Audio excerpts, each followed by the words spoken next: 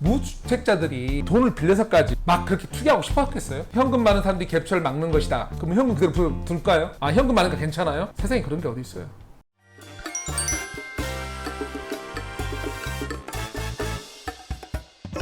안녕하십니까, 박찬호입니다. 오늘은 부동산 정책에 대해서 좀 얘기할까 합니다. 한숨 나와요. 잘라니까. 자, 처음인 것 같아요. 정책 까보는 거. 좀 깔까 합니다. 자, 이거는 이제 제가 국토부 홈페이지 캡처한 거예요. 다주택 현금 부자의 갭 투자를 막아야 합니다. 명분으로서 개인들이 할 수 있는 얘기 맞습니다. 그러나 저는 정부가 저런 얘기해서는 안 된다고 보는 사람입니다. 컨트롤하는 전체 큰 그림에서 얘기하셔야 되는 거잖아요. 개인 입장에서 명분으로 너무 내가 살고 있는데 여기 또 외지인이 와서 뭐 갭 투자 때문에 막 올라가면 정말 짜증나고 너무 힘들죠. 맞습니다. 근데 이건 자본시장까지 다 같이 얘기되는 정부의 입장이잖아요. 저는 정부 입장은 저희 단어가 쓰면 안 되는 문구라고 보는 거거든요. 현금 문제가 죄인이에요? 그런 환경이 안 된 거잖아, 지금. 오히려 그 많은 유동성을 지금 우리는 못 쓰고 있는 거잖아요. 그거를 개인이 잘못한 거예요? 개인이? 우리가 아이를 키우면 아이들을 잘못은 부모 잘못이라고 하죠. 왜 그런 얘기를 하는데? 좀만 생각해 보세요. 저거는 기관에서 할 얘기는 아니라 이거죠. 자, 잘못된 부동산 정책의 시작은 여기서부터. 저는 시작 전부터 잘못됐다고 봅니다. 명분은 분명히 맞습니다. 정부의 명분이 맞고 노력해야 되는 거 맞는데 스타트 포인트가 잘못돼서 지금 이게 꼬여간다 봅니다. 사실 역사적으로 부동산 시장이 갖고 있는 특성, 특히나 주택 시장이 갖고 있는 특성, 주택 시장을 바라보는 자본의 특성, 뭐 이런 걸 인정하라 얘기입니다. 오랜 특성. 우리나라만의 특성 말고, 우리나라 현 정부가 보는 특성 말고, 과거부터 쭉 역사적으로 많은 선조들이 봐왔던 특성, 전 세계적으로 이걸 말하는 거거든요. 특히 주택 시장에 대해서, 특히 도심. 자, 주택 시장을 바라보는 자본 시장의 눈.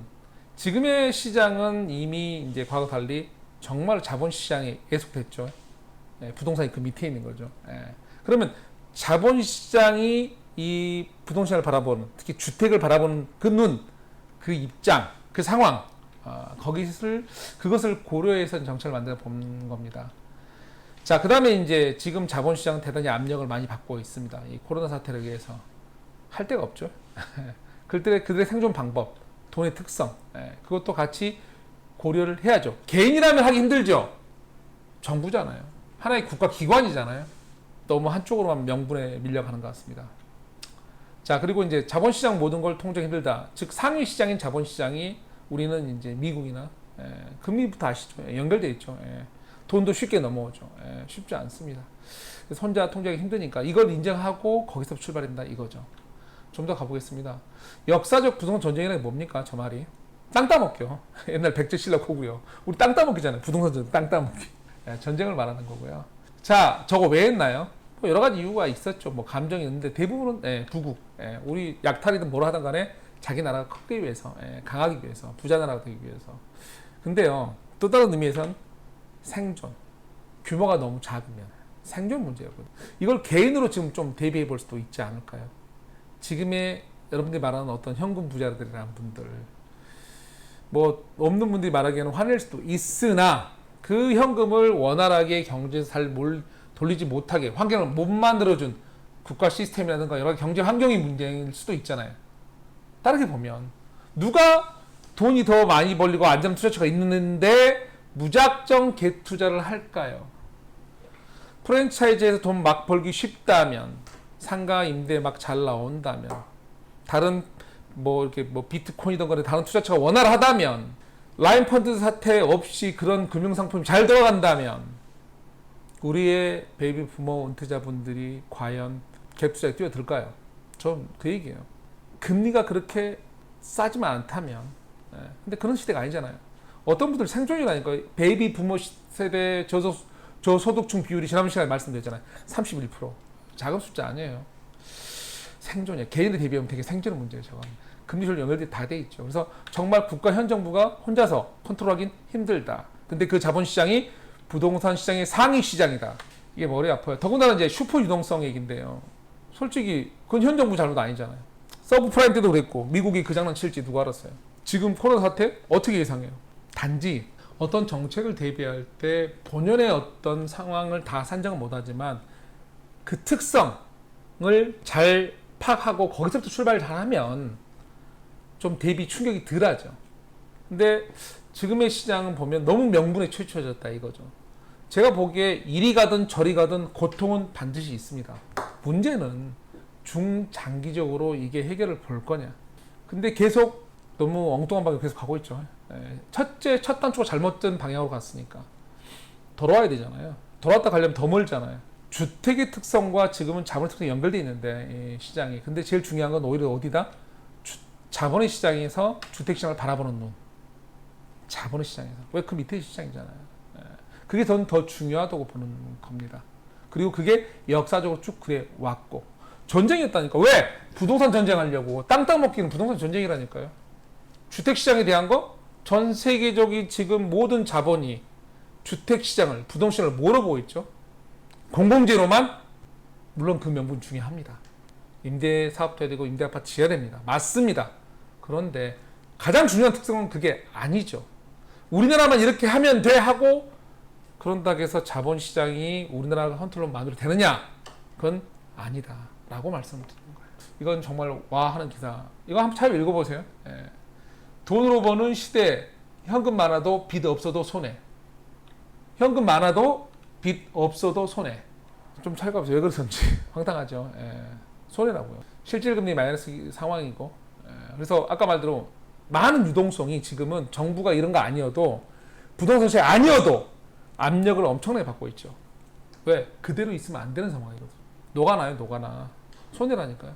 엄청난 말이. 그래서 조그만 금리에도 연급 2%, 연 2%면 뭐 세금 떼면 더 줄어들겠죠. 1%대 많이 몰려요. 그래서 계속 예금은 더 늘어나고 있죠. 예금 갖고 할 수 있는 시대는 아닌데도 불구하고 뭐 실질금이 많이 났으면 은행 눈은 원래 손해거든요. 점점 돈이 아우성치고 있고요. 돈은 가만히 있으면 죽는 시대가 돼버려요. 원래 이게 경기 불황하고 저금리가 되면 저래요. 일본 분들이 괜히 뭐 은행에다 돈보다 현금 많이 쌓아두냐고요? 당연히 여러 가지 이유가 복합적이지만 잘 생각하시면 돼요. 한 번만 은행에 돈을 넣는데 보관료를 받는다든지 예금 안 이자 안 주고. 근데 그래서 안전판도 없어요. 일본 같은 경우는 예전에 우리나라 예금자 보호법이라도 있죠. 일본 제대로 안 돼 있어요. 예전에 확 정보 뺏은 적이 있거든요. 저기 전쟁 끝나고 예금에 대해서.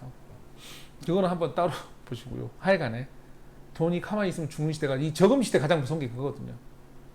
근데 혹시나 물가를 계속 올리려고 어떤 이유에 의해서 되면 문제 생기죠. 먼 과거부터 자본시장, 주택시장은 뭐죠? 하나의 먹잇감이죠. 하나의 투자시장이었죠. 대단히 안정적 시장이었죠. 우리 왜 성 안에 사는 사람 주민이 옛날에 성으로 방어막이잖아요. 전쟁 나면 성 안으로 딱 들어오게 했잖아요. 그 안에 주택이 더 비쌌겠죠. 뭐 조선시대는 다를 것 같으세요? 자, 아버지를 보지 못하는 서름. 이거는 사실 바로 맞는 비유는 아니지만 저는 그렇게 보는 거죠. 자본시장의 밑에 귀속돼 있고 현 자본시장에서 입장에서 보는 주택시장은 누가 뭐라 해도 쭉 해고 뭐 전 세계 마찬가지예요. 뭐라 해도 이거는 투기시장이고 투자시장인데 그거는 싹 쥐어버리고 공공재만 강화 얘기하는 거죠. 명분으로. 주택은 공공재야. 집은 사는 것이 아니라 사는 곳이야. 물론 되게 좋은 이게 말이고 뭐 시대가 양극화가 너무 심해졌기 때문에 인정해야 되는 거 맞습니다. 그러나 저걸 중심으로 전략을 짜면 본연의 특성은 다른 건데 아니라 이거죠. 무슨 말인지 쉽게 좀 얘기해 볼게요. 제가 오늘 욕 사거리 먹겠는데. 자, 이거 주방이죠. 요리할 때 가장 중요한 건 뭡니까? 저런 신선한 재료들 아닌가요? 재료? 어떤 재료의 조합이라든가. 재료가 중요하죠. 거기 근데 재료 말고 우리 뭘 넣습니까? 우리 옛날 다시 되는 거. 조미료가 들어가서 그래서 맛을 하죠. 근데 중요한 건 여전히 조미료가 뭘 하든 간에 재료가 중요하죠. 재료가 중요합니다. 제가 아는 한 뭐가 재료냐 부동 정책에서 본연의 특성. 아까 자본과 부동산의 주택의 원래 본연 과거부터 쭉 이어왔던 이 특성이 더 중요한 거죠. 뭐로? 이건 원래 투자 시장이었어요. 투기도 많이 했었고 그게 시대가 변하고 양극화가 되고 여러 가지 해서 당연히 공공재의 특성이 들어와야죠. 조미료가. 그런데 정책은 조미료 가지고 만드는 게 아니고요. 그 중심으로 만드는 게 아니고 중심은 재료 가지고 만드는 거죠. 음식 재료가 자본주의라면요. 조미료가 어떤 이제 사회 변화에 의해서 저는 이제 공공성 강화로 봅니다. 공의 특성. 그래서 이게 중요해지는데 여전히 핵심은 뭐다? 이거는 태생이 자본주의예요. 보시다시피 일부 사회주의를 보완한 거야. 왜? 우리가 같이 해보니까 전쟁은 이미 끝났어. 사회주의는 다 맞나와. 자본주의가 맞아. 그런데 보완을 하는 게 맞아. 일부가. 맞죠? 그런데 우리의 모든 상품의 특성은 뭐예요? 시장 특성은? 태생이 뭐예요? 자본주의라니까. 그래서 중심을 여기서부터 출발해야 되는데 이 공공특성의 명분을 가지고 정책을 만드니 잘못됐다고 봅니다.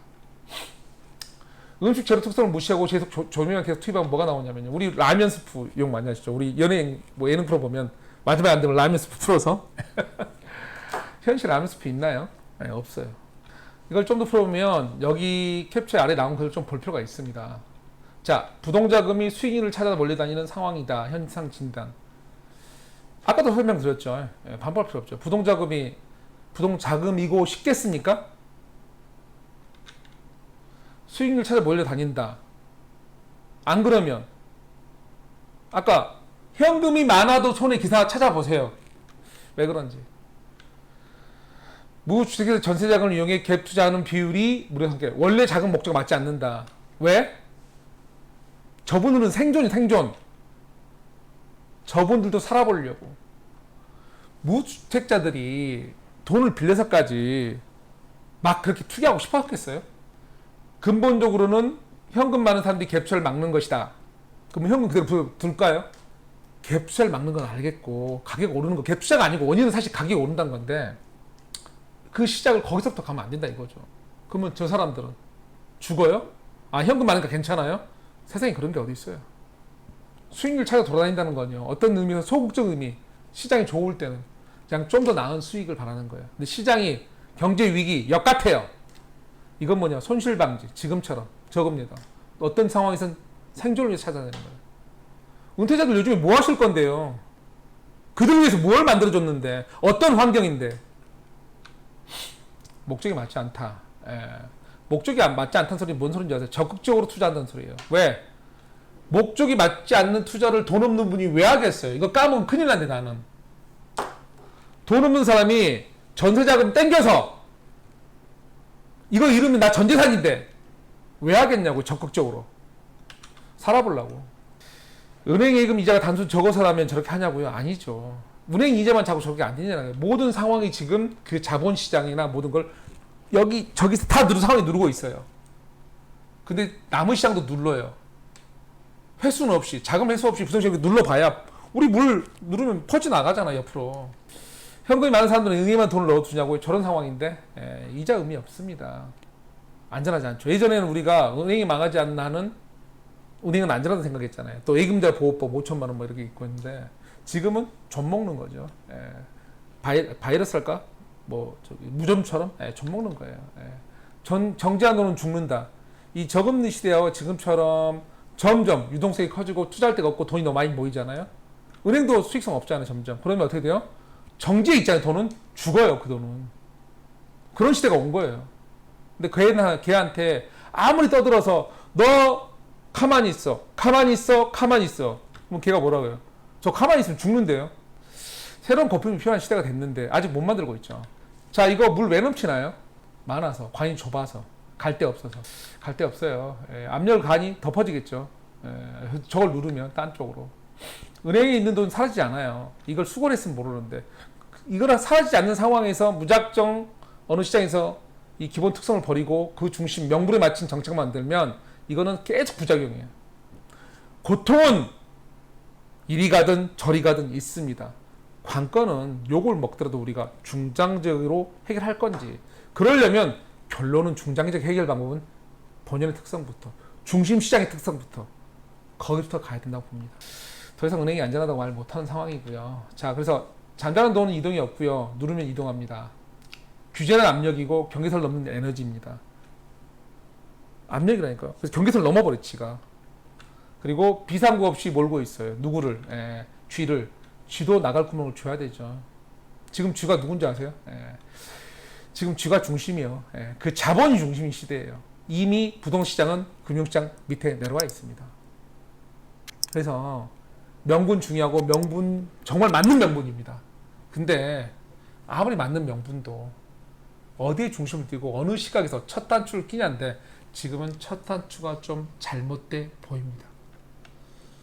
좀 살려주세요. 투자자 살려주는 소리 아니에요. 서민들 명분 좋은데 잘못 가다가 정말 힘들어질 것 같아요. 답답한 얘기 오늘 해서 아유 답답하다. 오늘 또 봐주셔서 감사합니다. 다음 차례 뵙겠습니다.